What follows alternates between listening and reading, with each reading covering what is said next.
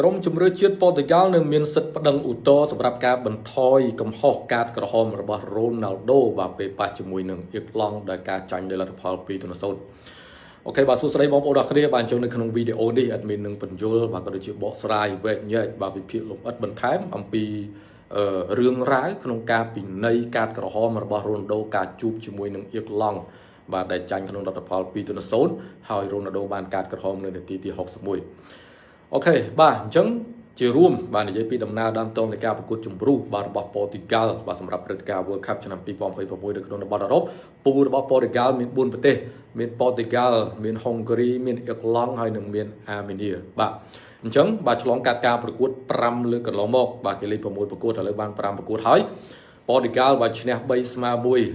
បាទហើយនឹងចាញ់1បាទមាន10ពិន្ទុបាទឈរនៅលើកំពូលតារាងបាទហើយដេញពីក្រោយដោយហុងហ្គារីមាន8ពិន្ទុនៅលេខ2អៀកឡង់មាន7ពិន្ទុនៅលេខ3និងអាមេនីបាទជាក្រុមបាត់តារាងគឺអស់ឱកាសក្នុងការទៅលេង World Cup ហើយអូខេបាទអញ្ចឹងការជួបជាមួយនឹងអៀកឡង់ការជើងទី1ឈ្នះ1-0មកនៅទឹកដីប៉ូទុយហ្គាល់អញ្ចឹងការលេង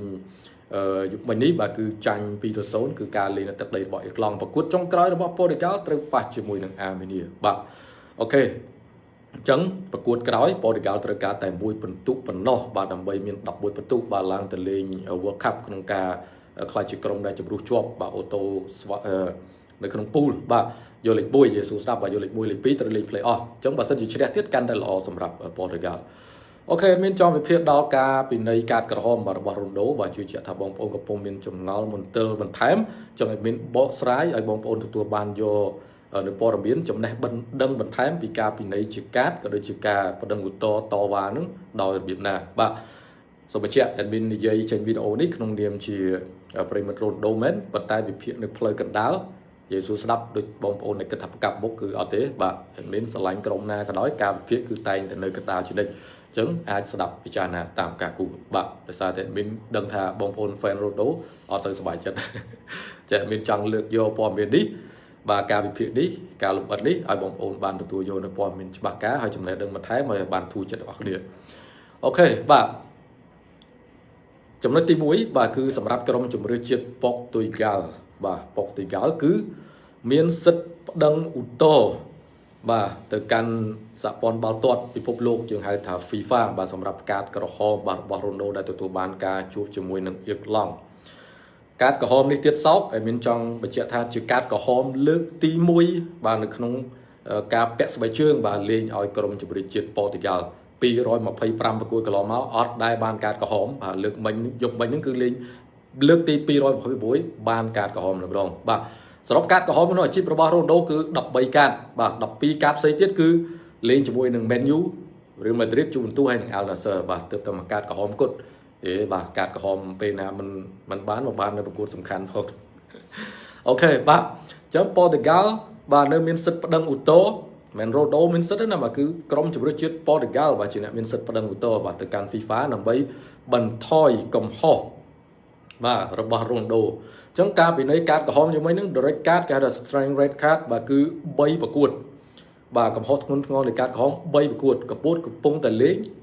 ប្រកួតក្រោយនិងប្រកួតក្រោយមួយទៀត3ប្រកួតបាទអញ្ចឹងប្រកួតក្រោយមួយទៀតហ្នឹងគឺប្រកួតក្រោយហ្នឹងគឺប៉ះអាមេនីនឹងឯងបាទប្រកួតក្រោយមួយទៀតដែលជាប្រកួតទី3ហ្នឹងគឺថ្ងៃបើកឆាក World Cup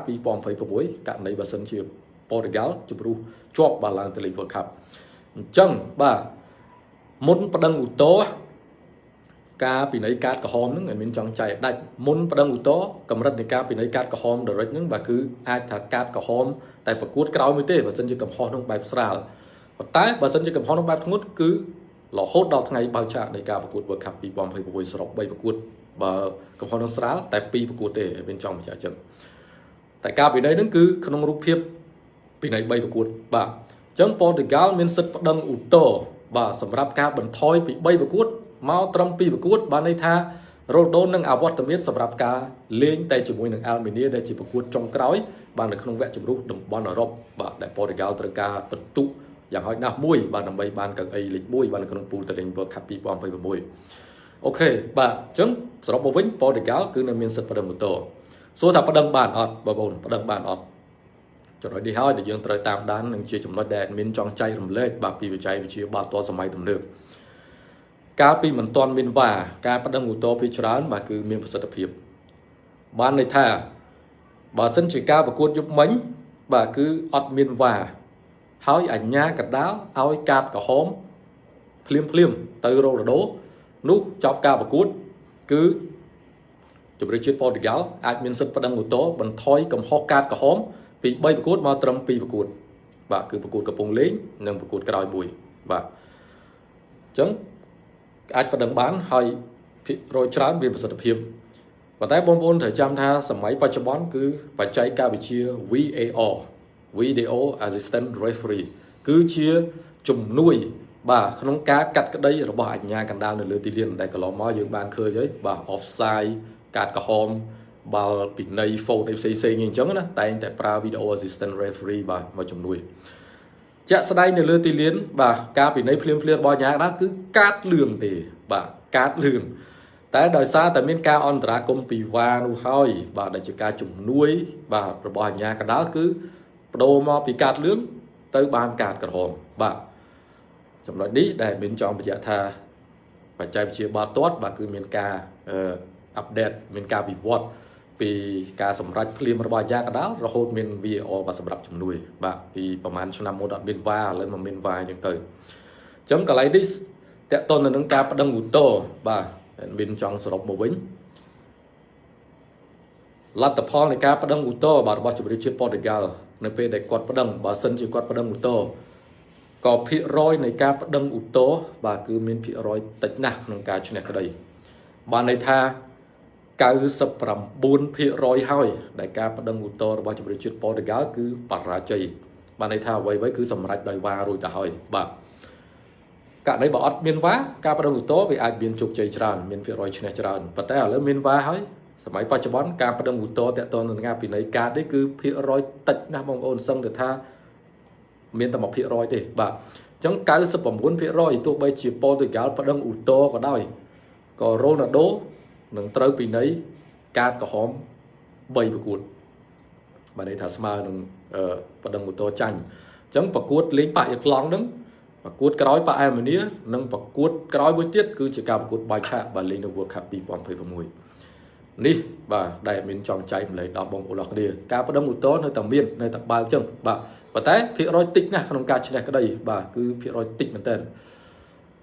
អញ្ចឹងនៅសល់1%ទៀតបាទបានន័យថាប្តឹងឧទ្ធរចាញ់99%បាទបរាជ័យមាន1%បងប្អូនដឹងអីគេអត់អាភូតហេតុ Miracle បាទភូតហេតុហើយអាភូតហេតុហ្នឹងគឺមានចង់និយាយពេលដោយសារវាប៉ះពាល់បាទបើសិនបងប្អូនតាមដានអ្នកប៊ីនក្នុងការចេញវីដេអូកន្លងមករឿងច្បាប់បាល់ទាត់អីគឺបងប្អូនអាចដឹងខ្លះអាភូតហេតុហ្នឹងគឺជាការរៀបចំតវ៉ាអីណាមួយផ្សេងទៀតបាទអាចថាអូខេរ៉ូណាល់ដូអាចបានលេងបាននៅក្នុងប្រកួតបើកឆាកបាទ World Cup ឆ្នាំ2026បាន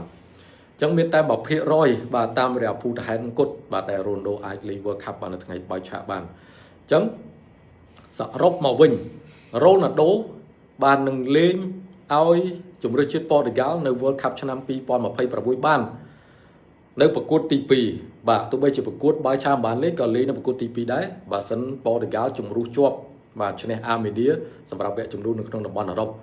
ញ្ចឹងរ៉ូដូនៅតែបានលេងអញ្ចឹងគ្រាន់តែថាអ្វីដែលយើងគួរឲ្យស្ដាយគឺគាត់បានលេងនៅថ្ងៃបើកឆាកបាទនៅថ្ងៃបើកឆាកអញ្ចឹងបើចង់ឲ្យរ៉ូដូលេងថ្ងៃបើកឆាកគឺប្តឹងឧទ្ធរឲ្យបានសម្រេចសិន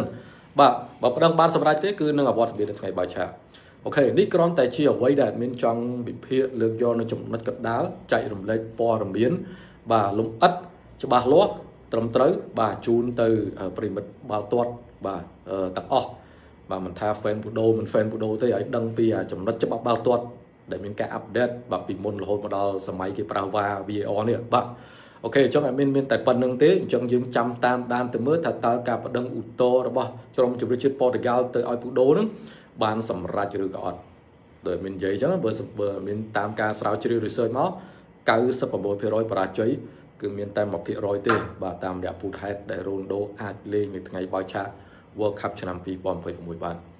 អរគុណបាទអញ្ចឹងមានតែប៉ុណ្្នឹងទេចាំជួបគ្នានៅវីដេអូលើក្រោយមាននឹងជម្រាបជូនបាទពីរឿងរ៉ាវព័ត៌មានបាល់ទាត់ផ្សេងៗបាទល្អៗជូនដល់បងប្អូនបន្ថែមបាយបាទ